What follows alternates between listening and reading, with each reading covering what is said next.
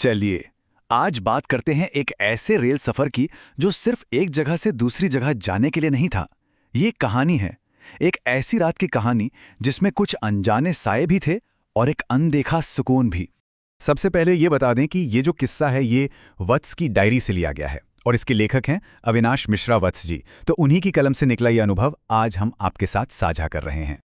और देखिए, कहानी की शुरुआत ही कितनी गहरी बात से होती है कि भारतीय रेल में सफ़र करना मतलब कहानी अपने आप बन जाना।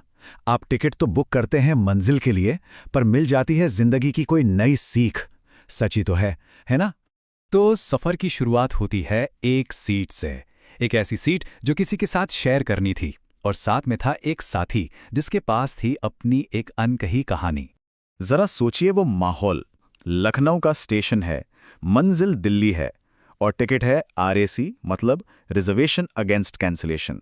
स्टेशन पर वही भीड़, चाय की केतली से निकलती भाप और अनाउंसमेंट का शोर। एकदम टिपिकल इंडियन रेलवे वाला सीन। कहानी के जो नरेटर हैं वो अपनी सीट B227 पर पहुंचते हैं। अब RAC का मतलब तो हम सब जानते ही हैं, आधी सीट आपकी, आधी किसी और की। मतलब एक लंबी रात एक बिल्कुल अनजान इंसान के साथ काटनी थी। और तभी उनकी सीट पर एक बुजुर्ग सज्जन आकर बैठते हैं। सफेद बाल, चेहरे पर एक बहुत ही प्यारी सी मुस्कान और हाथ में एक पुराना सा लेदर का बैग। उन्हें देखकर ही एक अपनेपन का एहसास होता है। धीरे धीरे दोनों में बातचीत शुरू होती है। पता चलता है कि वो 3 साल बाद दिल्ली जा रहे हैं अपने बेटे से मिलने। नरेटर पूछते हैं, क्या बात नहीं होती? तो वो जो जवाब देते हैं ना, वो दिल को छू जाता है। वो कहते हैं, फोन तो रोज करता है, पर फोन में गले नहीं लगा सकते ना बेटा। सोचिए, कितनी बड़ी बात कह दी उन्होंने। ये बात सुनकर हमारे नरेटर का दिल पिघल जाता है। वो टीटी से बात करते हैं और जब पता चलता है कि एक पूरी सीट खाली है तो वो जिद करके उन अंकल को उस सीट पर भेज देते हैं ताकि वो आराम से सो सकें। बस, इंसानियत का ये छोटा सा लम्हा उन दोनों के बीच एक गहरा रिश्ता बना देता है। मगर कहानी में अब एक ऐसा मोड़ आता है जहां से सब कुछ बदल जाता है।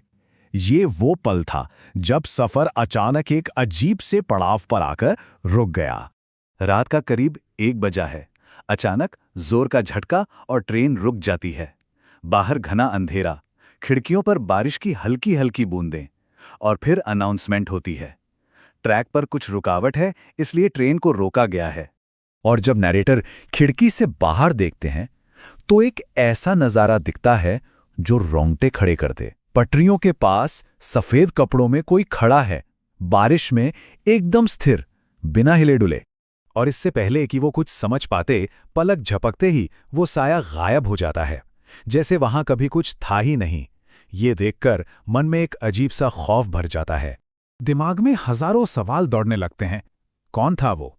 क्या कोई ट्रेन को नुकसान पहुंचाने आया था, या फिर ये सिर्फ अंधेरे और बारिश का कोई धोखा था? डर और कंफ्यूजन सब एक साथ। खैर, जैसे तैसे रात कटती है, सुबह होती है, लेकिन रात का वो रहस्य सुबह होते होते और भी गहरा हो जाता है। सुबह ऑफिशियल वजह तो सामने आ जाती है कि ट्रैक पर लकड़ी का एक बड़ा टुकड़ा रखा गया था। रेलवे पुलिस ने छानबीन भी की पर कोई मिला नहीं। ठीक है, ये तो एक लॉजिकल कारण हो गया, लेकिन उस सफेद साये का क्या? असली ट्विस्ट तो तब आता है जब नैरेटर उन बुजुर्ग से इस बारे में बात करते हैं। वो बड़ी गहरी नजरों से देखते हैं और कहते हैं, बेटा, रात में जो दिखता है जरूरी नहीं वो सच हो, और जो सच होता है वो हमेशा दिखता भी नहीं। मतलब इस एक लाइन ने तो रहस्य को और बढ़ा दिया।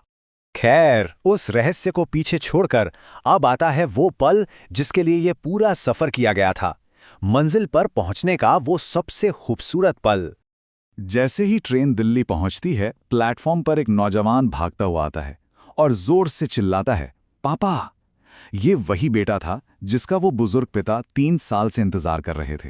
और फिर वो बाप बेटे एक दूसरे के गले लग जाते हैं। उनकी आंखों में खुशी के आंसू थे। हमारे नरेटर के लिए दिल्ली स्टेशन नहीं, बल्कि ये नज़ारा ही उनकी असली मंजिल थी। उन्हें लगा कि शायद वो इस एक पल को देखने के लिए ही सफर पर आए थे। सफर तो खत्म हो गया, मंजिल भी मिल गई, पर कुछ सवाल, कुछ साए पीछे रह गए। ऐसे साए जो सूरज निकलने के बाद भी मन से नहीं जाते। अगर देखें तो ये पूरा सफर 2 बिल्कुल अलग हिस्सों में बटा था। एक हिस्सा रात का था, जिसमें अंधेरा था, डर था, एक अनजाना साया था।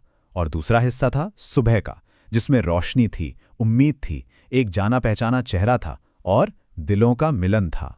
और आखिर में नैरेटर को यह सबसे बड़ी बात समझ आती है कि ट्रेनें सिर्फ शहरों को नहीं जोड़ती, वो तो दिलों को भी जोड़ती हैं। ये सफर लखनऊ से दिल्ली का नहीं था, ये सफर एक पिता का बेटे से था, एक अजनबी का दूसरे अजनबी से था। लेकिन कहानी एक अधूरे सवाल के साथ खत्म होती है। आज भी जब कभी देर रात कोई ट्रेन अचानक रुकती है तो नरेटर का मन बेचैन हो जाता है। वो खिड़की से बाहर देखते हैं और सोचते हैं कि कहीं वो सफेद परछाई आज भी पटरियों के पास खड़ी तो नहीं।